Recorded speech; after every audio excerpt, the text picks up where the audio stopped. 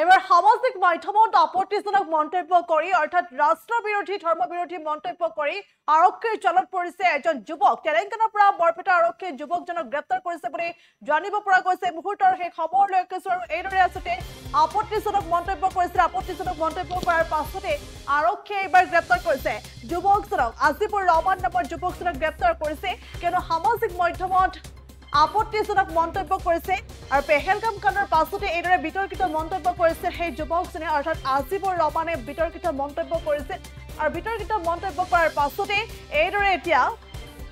আৰক্ষীয়ে গ্ৰেপ্তাৰ কৰিছে বুলি জানিব পৰা গৈছে আৰু তেলেংগানাৰ পৰা আৰক্ষীয়ে গ্ৰেপ্তাৰ কৰিছে যুৱকজনক তেলেংগানাৰ পৰা বৰপেটা আৰক্ষীয়ে গ্ৰেপ্তাৰ কৰিছে আৰু বৰপেটা আৰক্ষীয়ে গ্ৰেপ্তাৰ কৰা সেই যুৱকজন আজিপুৰ ৰহমান বুলিও জানিব পৰা গৈছে আৰু আজিপুৰ ৰহমানৰ ঘৰ বৰপেটাৰ কাছুমাৰা থানাৰ অন্তৰ্গত চাংবন্ধা গাঁৱত আৰু ঘটনা সন্দৰ্ভত আজিপুৰ ৰহমানৰ বিৰুদ্ধে বৰপেটা আৰক্ষী থানাত এজাহাৰ দাখিল কৰিছে ৰাষ্ট্ৰীয় বজৰং দলে আৰু তাৰ পাছতে সেই এজাহাৰৰ ভিত্তিতে আৰক্ষীয়ে তেলেংগানাৰ পৰা বৰপেটাৰ সেই যুৱকজনক অৰ্থাৎ আজিপুৰ ৰহমানক গ্ৰেপ্তাৰ কৰিছে বুলি জানিব পৰা গৈছে আৰু বৰপেটা আৰক্ষীৰ দলটিয়ে তেলেংগানাৰ পৰা আজিপুৰ ৰহমানক গ্ৰেপ্তাৰ কৰিছে আৰু তাৰ পাছতে আজি আজিপুৰ ৰহমানক বৰপেটা জিলা আদালতত ইতিমধ্যে হাজিৰ কৰাই জেল হাজতলৈ প্ৰেৰণ কৰা হৈছে বুলি জানিব পৰা গৈছে আৰু এইদৰে পেহেলগাম কাণ্ডৰ পাছতে আসতে সামাজিক মাধ্যমত বিতৰ্কিত মন্তব্য কৰিছিল ৰাষ্ট্ৰবিৰোধী মন্তব্য কৰিছিল আৰু ধৰ্মবিৰোধী মন্তব্য কৰিছিল আৰু এইদৰে আপত্তিজনক মন্তব্য কৰাৰ পাছতে এইদৰে আৰক্ষীয়ে যুৱকজনক গ্ৰেপ্তাৰ কৰিছে বুলি জানিব পৰা গৈছে তেলেংগানাত আসতে আৰক্ষীয়ে অভিযান চলাইছিল আৰু আৰক্ষীয়ে অভিযান চলাই তেলেংগানাৰ পৰা আৰক্ষীয়ে আজিপুৰ ৰহমানক গ্ৰেপ্তাৰ কৰিছে আৰু লগতে আজি আসতে মন্তব্য কৰিছিল সামাজিক মাধ্যমত আপত্তিজনক মন্তব্য কৰিছিল আৰু সেই মন্তব্যৰ বিৰুদ্ধে অভিযোগ উত্থাপন কৰিছিল ৰাষ্ট্ৰীয় বজৰং দলে আৰক্ষীৰ কাষ চাপিছিল এজাহাৰ দাখিল কৰিছিল আৰু সেই এজাহাৰৰ ভিত্তিতে আৰক্ষীয়ে অভিযান চলাই তেলেংগানাৰ পৰা আজিপুৰ ৰহমানক গ্ৰেপ্তাৰ কৰিছে বুলি জানিব পৰা গৈছে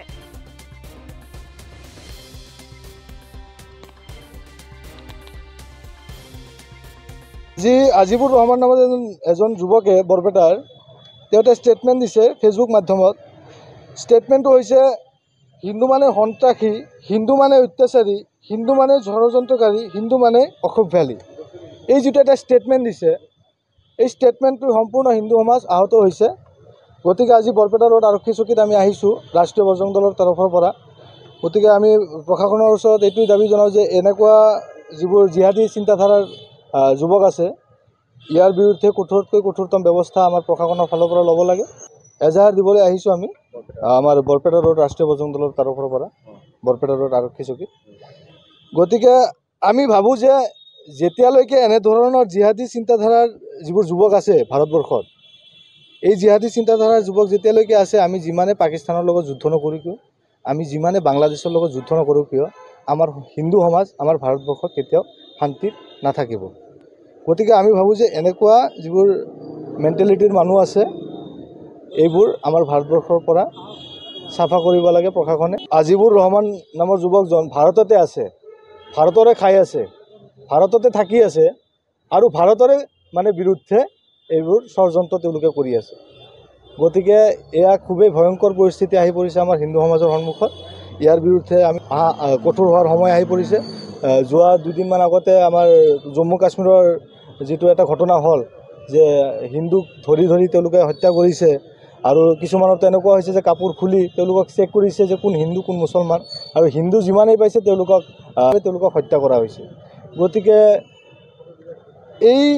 যিটো চিন্তাধাৰা এই চিন্তাধাৰাই এটা সময়ত আমাৰ এই অসমতো এনেকুৱা পৰিস্থিতিৰ সৃষ্টি কৰিব যুৱকজনৰ পৰিচয় মানে কি যুৱকজনৰ আমি ফেচবুক মাধ্যমত যি চালোঁ যে